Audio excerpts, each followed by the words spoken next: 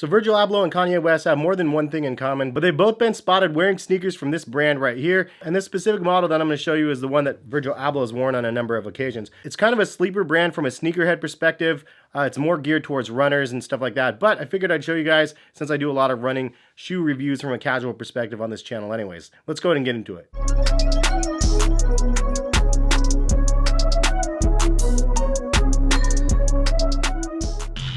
What is going on, guys? Hes here, collectivekicks.com. If you guys would like to shop this week's top sneaker deals, check the link in the description and happy shopping. Right now there is a Adidas sale for extra 30% off of clearance, so a really good one. If you guys are interested in that, again, check the website and in the description because there's a lot of really good deals, including the Ultra Boost 2019s for only 88 bucks, which is one of those great models that a lot of people are sleeping on. But speaking of sleepers, let's talk about Hoka. This brand is actually one of those ones that have a lot of energy in the running space, but in the sneakerhead, I guess, community or whatever, it's not really something that people are talking about. But this is the box, and you can see right here on the side, it says HOKA ONE ONE. And this is the Stinson ATR 5 model, which is actually the one that Virgil Abloh was seen wearing a number of times. You can see it on the side, it says time to fly. And I like the flip up style box, it's kind of different. So while I was actually going to cop the same exact colorway that Virgil was wearing, I asked my son which colorway he wanted me to get, and he likes green, so this is the one that he wanted. And I liked this colorway actually the best out of all of them anyway, so it worked out. But this is it, man. This is the Hoka Stinson ATR 5, ATR for all terrain, and this is more geared towards like trail running and stuff like that. But I've actually done a video of some Hokas way back in the day, and, you know, I didn't really love the feel of them back then. It was such a bizarre, crazy feeling, but I wanted to give it another try. And so I bought these ones. And honestly, it was pretty much the same on feet as it was before. It's good, it's different, and I don't know if I can get used to it. So from Hoka's website, it says that this is the 5th edition of the HOKA ONE ONE legacy shoe. The Stinson ATR 5 continues to bring you comfort at any distance. The shoe has a refined toe box along with more overall lockdown in the upper. This versatile all-terrain shoe provides cushioning and durability, meaning you can go further and longer, namely longer. That's what she said. Hard runs on whatever trails and roads you choose to explore. It says it features an arc lock wing for superior midfoot lockdown. The reinforced open mesh completes a durable, breathable package. Reinforced toe cap for additional durability. The wide midsole and accompanying fit ensures a comfortable ride. Late stage meta rocker designed for additional stability and a smooth toe off. High volume CM EVA midsole in a HOKA ONE ONE lineup for optimal lightweight cushioning. Podular outsole designs provide stability on uneven terrain. And it is 100% vegan for those wondering.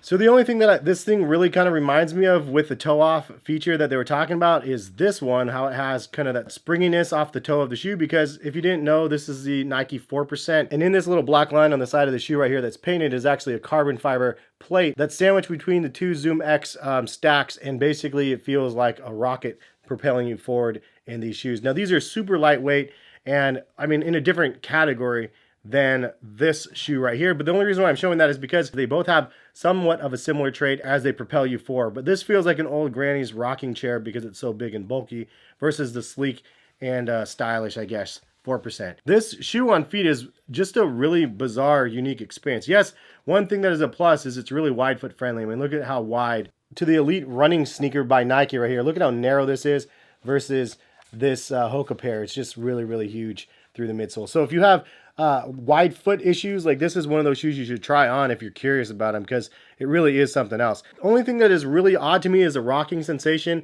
on feet. It just something that I haven't got 100% used to, and the overall look of the shoe is kind of atrocious in my opinion. And like I was wearing these just trying them on when the wife got home from work one day, and she's like, what in the world are you wearing? They're just super bizarre looking, but I'm sure like for what they offer, especially for trail running and everything else, I'm sure long distance running would be probably one of the definite selling points of the shoe. But the reason why I bought these is probably close to the same reason why Virgil and Kanye bought a pair of Hokas. They're just interested in trying out the technology, seeing what's out on the market, and then trying to bring that in-house on whatever products they're trying to create. I think that's the smartest thing that Kanye could do, is just explore other brands. And I know we saw him wearing a pair of Air Max 720s and the ISPA version or ISPA versions.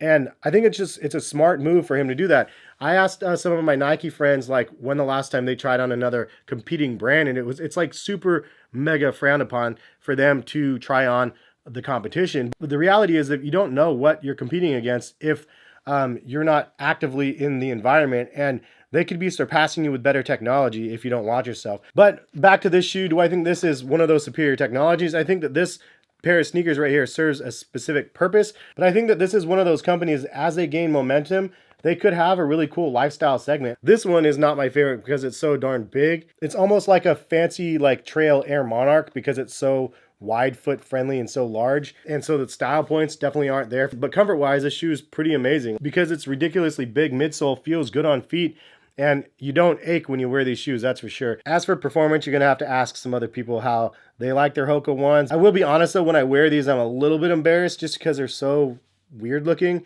and they don't look stylish at all. Like, I don't know how Virgil is pulling off. He must be tall enough to make these not look so ridiculous. But have you tried on any Hokas or not? Leave a comment. But anyway, all in all, I think that it was a fun experiment to try them on. I'd say comfort wise, 7.5 or 8 out of 10. The thing you have to get used to is that weird rocking motion when you're so high on the shoe. Oddly enough, the stability of the shoe didn't seem to be an issue. They're well engineered so you don't feel like you're gonna fall left to right. And for the size of the shoe and the foam on the shoe, they actually are pretty lightweight, but I wouldn't say these are a lightweight shoe. Versus these things are like ridiculously light.